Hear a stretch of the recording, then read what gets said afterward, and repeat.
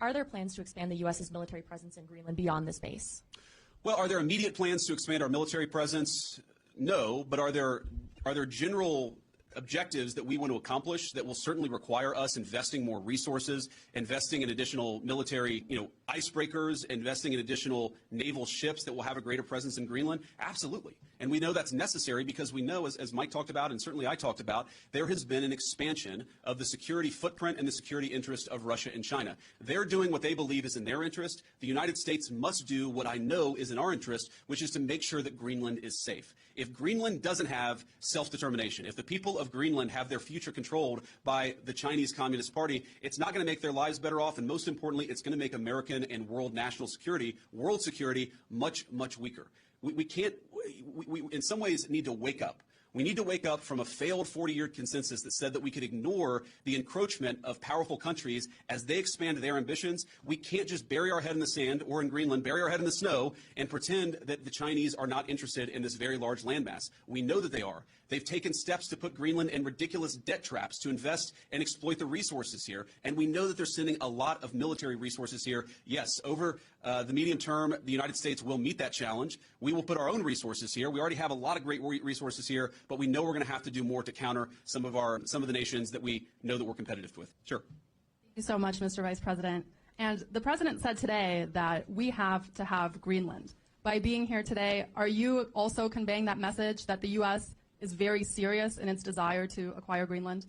Well, the President said we have to have Greenland, and I think that we do have to be more serious about the security of Greenland. We can't just ignore this place. We can't just ignore the President's desires, but most importantly, we can't ignore what I said earlier, which is the Russian and Chinese encroachment in Greenland. We have to do more. Now, what the President said in his State of the Union address, and he was very clear about this, is we respect the self-determination of the people of Greenland, but my argument again to them is I think that you'd be a lot better coming under the United States security umbrella than you have been under Denmark's security umbrella, because what Denmark's security umbrella has meant is effectively they've passed it all off to brave Americans and hope that we would pick up the tab. We're simply saying to the people of Greenland, when the President says we've got to have Greenland, he's saying this island is not safe. A lot of people are interested in it. A lot of people are making a play. We know that America cares about the security of this island for the sake of the people of Greenland, but also for the sake of the national security interests of the United States of America. So our message is very simple. Yes, the people of Greenland are going to have self-determination. We hope that they choose to partner with the United States because we're the only nation on earth that will respect their sovereignty and respect their security, because their security is very much our security, as these brave Americans show. John Parkinson with ABC News. Thanks for bringing us along on this historic trip.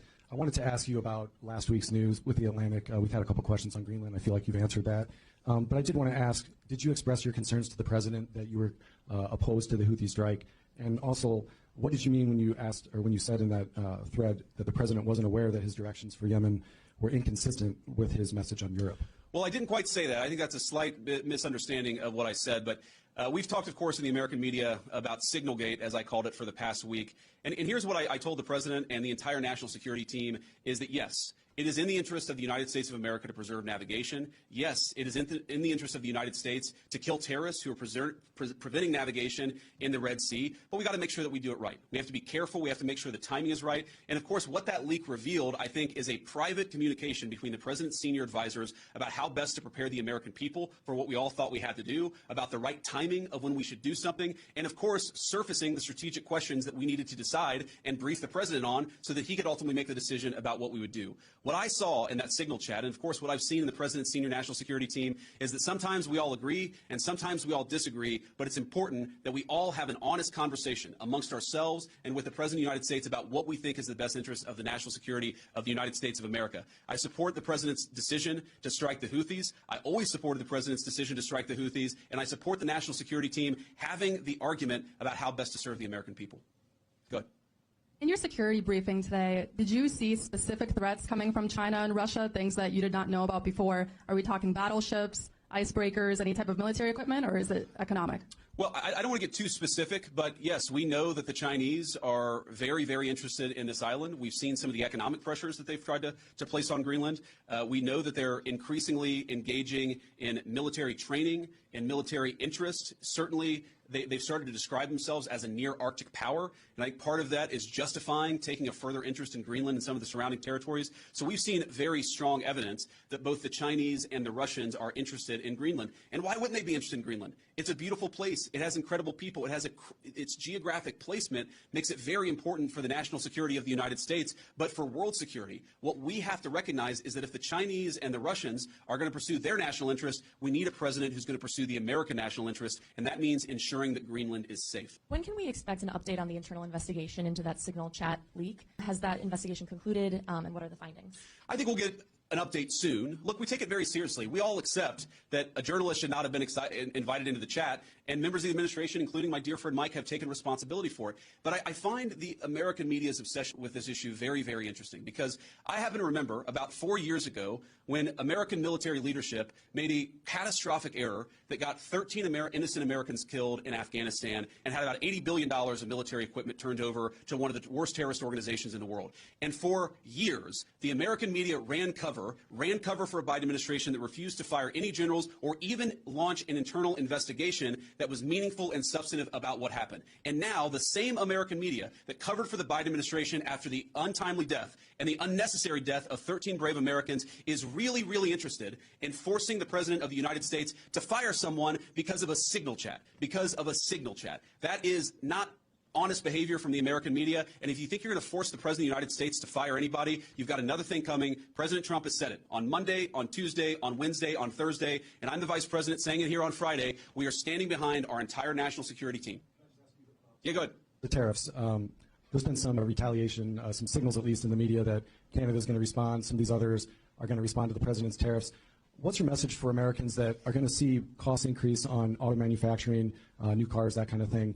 Is it Buy America, or what's the message going forward there? Well, let me say a couple of things.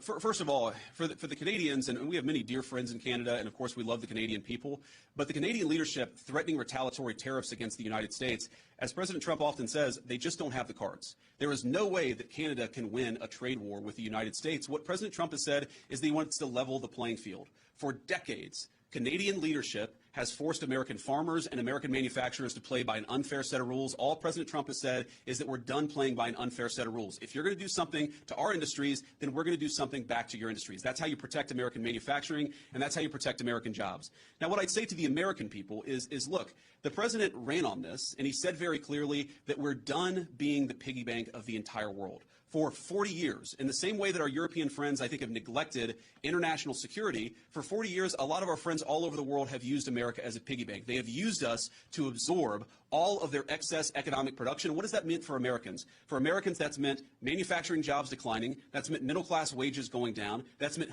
whole towns that have been hollowed out by empty factories. And that means an America that is less safe because our manufacturing isn't as powerful now as it was 30 years ago. I've got all these brave Americans in front of me and a few behind me, too. We want to send, if God forbid we have to send Americans to war, we want them to have weapons, the best weapons in the world that are manufactured in America and not in China. The way you do that is to rebuild the American manufacturing sector. The days of America being the piggy bank of the world, the days of closed factories, the days of people not being able to get a middle-class job in this country, they're over. And yes, that means we're going to have to fight back even against some of our friends and their unfair economic practices, but the long-term consequence of this is going to be higher wages, more manufacturing, and more economic security for the American people. We'll take a couple more questions.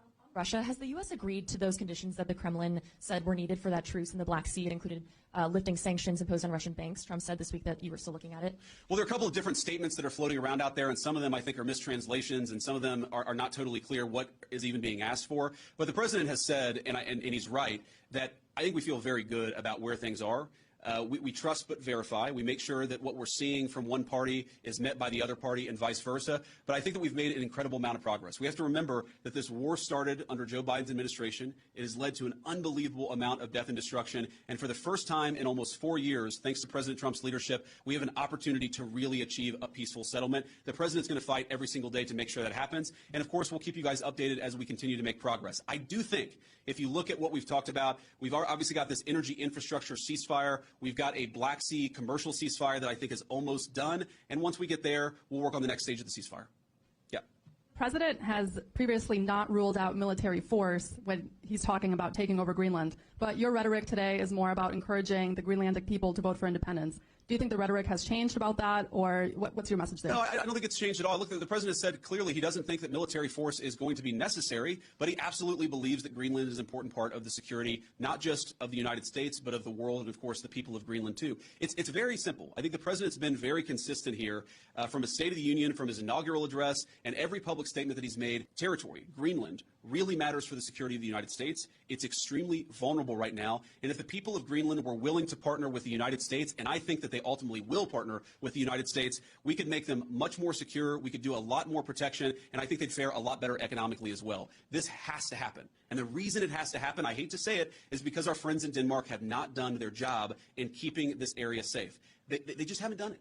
It's very simple. For all of our friends in the American media who attack the administration for pointing out the obvious, what is the alternative? To give up the North Atlantic? To give up the Arctic? To China, to Russia, and to other regimes that don't have the best interest of the American people at heart? We have no other option. We need to take a significant position in Greenland to keep the people here safe, but to keep our own country safe too. We'll do one or two more. Yeah. Trump said this week the U.S. would go as far as we have to go to acquire Greenland. In that same vein, on that question, are there plans that have been drafted to use military force to take over Greenland?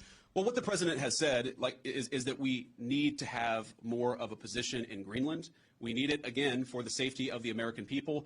And what we think is going to happen is that the Greenlanders are going to choose through self-determination to become independent of Denmark, and then we're going to have conversations with the people of Greenland from there. So I think that talking about anything too far in the future is way too premature. We do not think that military force is ever going to be necessary. We think this makes sense. And because we think the people of Greenland are rational and good, we think we're going to be able to cut a deal, Donald Trump style, to ensure the security of this territory, but also the United States of America. I'll do one more question. Spoke about economic interests, how the U.S. could develop Greenland more economically. Could you speak a little bit more about that? I know Secretary Wright is here. Have you guys spoken about energy? Senator Lee is here as well. Just wondering what those discussions have been like. My point actually is that other countries have explicitly gone after Greenland, and I think with a mind towards economic exploitation. Sometimes asking Greenland to get itself into terrible economic debt traps that would make the people of Greenland not self-determined and sovereign, but to mortgage their future to hostile foreign countries that don't have their best interests at heart. That is not what the United States of America wants to do. What we want to do is to protect the security of this territory because it matters for us and it matters for the people who live here. All right, guys, thank you all. And let me just say one more final word to the Guardians, the Airmen, the other service members gathered here. Thank you. From the bottom of my heart, it is incredible to be a vice president who has served just as our NSA, Mike Waltz, has served, to know the sacrifice that comes along with it, and to see that there are still incredible young Americans willing to put on the uniform and serve this country. You make America a better place, and you make an honor to serve as your vice president. God bless you guys. Thanks for having me.